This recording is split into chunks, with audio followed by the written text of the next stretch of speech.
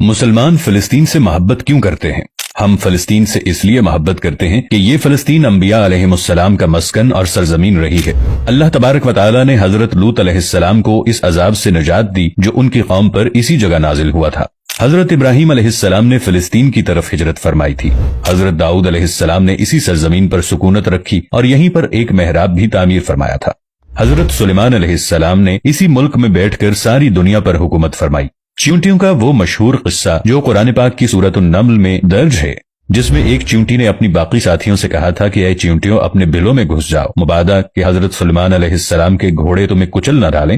یہی اس ملک میں واقع اسقلان شہر کی ایک وادی میں پیش آیا تھا، جس کا نام بعد میں وادی النمل یعنی چیونٹیوں کی وادی رکھ دیا گیا تھا۔ حضرت زکریا علیہ السلام کا محراب بھی اسی شہر میں ہے۔ حضرت موسیٰ علیہ السلام نے اسی ملک کے بارے میں اپنے ساتھیوں سے کہا تھا کہ اس مقدس شہر میں داخل ہو جاؤ۔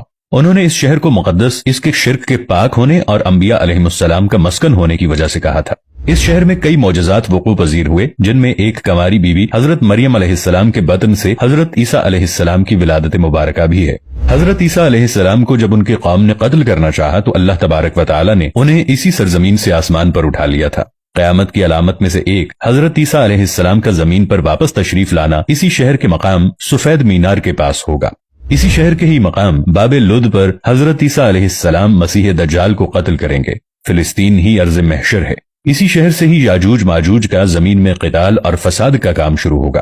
اسی شہر میں وقوع پذیر ہونے والے قصوں میں سے ایک قصہ طالوت اور جالوت کا بھی ہے۔ فلسطین کو نماز کی فرضیت کے بعد مسلمانوں کا قبلہ اول ہونے کا اعزاز بھی حاصل ہے۔ ہجرت کے بعد حضرت جبرائیل علیہ السلام دوران نماز ہی حکم ربی سے آقا علیہ السلام کو مسجد اقصی سے بیت اللہ یعنی مکہ مکرمہ کی طرف رخ کرا گئے تھے، اور جس مسجد میں یہ واقعہ پیش آیا وہ مسجد آج بھی مسجد قبلتین کہلاتی ہے۔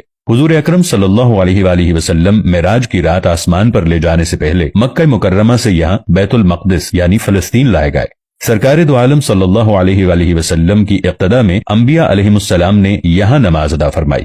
اس طرح فلسطین ایک بار پھر سارے انبیاء کا مسکن بن گیا۔ سیدنا ابو ذر رضی اللہ عنہ کہتے ہیں کہ میں نے رسول اللہ صلی اللہ علیہ وآلہ وسلم سے عرض کیا کہ زمین پر سب سے پہلی مسجد کون سی بنائی گئی؟ تو آپ نے فرمایا کہ مسجد الحرام یعنی خانہ کعبہ۔ میں نے عرض کیا کہ پھر کون سی مسجد بنائی گئی؟ تو آپ صلی اللہ علیہ وآلہ وسلم نے فرمایا کہ مسجد الاقصی یعنی بیت المقدس۔ میں نے پھر عرض کیا کہ ان دونوں کے درمیان کتنا فاصلہ تھا؟ آپ صلی اللہ علیہ وآلہ وسلم نے فرمایا کہ 40 برس کا، اور تو جہاں بھی نماز کا وقت پالے وہی نماز ادا کر لے، بس وہ مسجد ہی ہے۔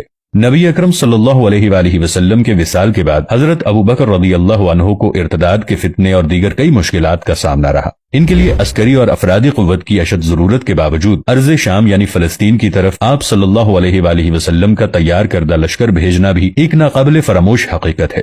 جبکہ اسلام کے سنہری دور فاروقی میں دنیا بھر کی فتوحات کو چھوڑ کر محض فلسطین کی فتح کے لیے خود سیدنا عمر رضی اللہ عنہ کا چل کر جانا اور وہاں جا کر نماز ادا کرنا اس شہر کی عظمت کو اجاگر کرتا ہے۔ دوسری بار بائنے ہی معراج کی رات بروز جمعہ 27 رجب 583 ہجری کو صلاح الدین ایوبی کے ہاتھوں اس شہر کا دوبارہ فتح ہونا بھی ایک نشانی ہے۔ قدس بیت المقدس کا نام قرآن سے پہلے تک ہوا کرتا تھا۔ قرآن نازل ہوا تو اس کا نام مسجد اقصی رکھ دیا گیا۔ قدس اس شہر کی اس تقدیس کی وجہ سے ہے جو اسے دوسرے شہروں سے ممتاز کرتی ہے۔ اس شہر کے حصول اور اسے رومیوں کے جبر و استبداد سے بچانے کے لیے 5000 سے زائد صحابہ کرام نے جام شہادت نوش کیا، اور شہادت کا باب آج تک بند نہیں ہوا۔ یہ سلسلہ ابھی تک جاری ہے، اسی لیے یہ شہر شہیدوں کا شہر ہے۔ مسجد اقصی اور بلاد شام کی اہمیت بالکل حرمین شریفین جیسی ہے۔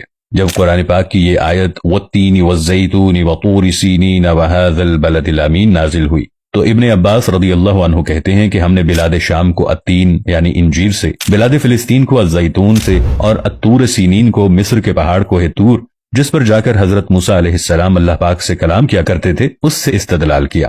اور قرآن پاک کی یہ آیت مبارکہ وَلَقَدْ كَتَبْنَا فِي الزَّبُورِ مِن بَعْدِ الذِّكْرِ أَنَّ الْأَرْضَ يَرِثُهَا عِبَادِيَ الصَّالِحُونَ۔ اس آیت سے یہ استدلال لیا گیا کہ امت محمد حقیقت میں اس مقدس سرزمین کی وارث ہے، جبکہ فلسطین کی عظمت کا اندازہ اس بات سے بھی لگایا جا سکتا ہے، یہاں پر پڑھی جانے والی ہر نماز کا اجر 500 گنا بڑھا کر دیا جاتا ہے۔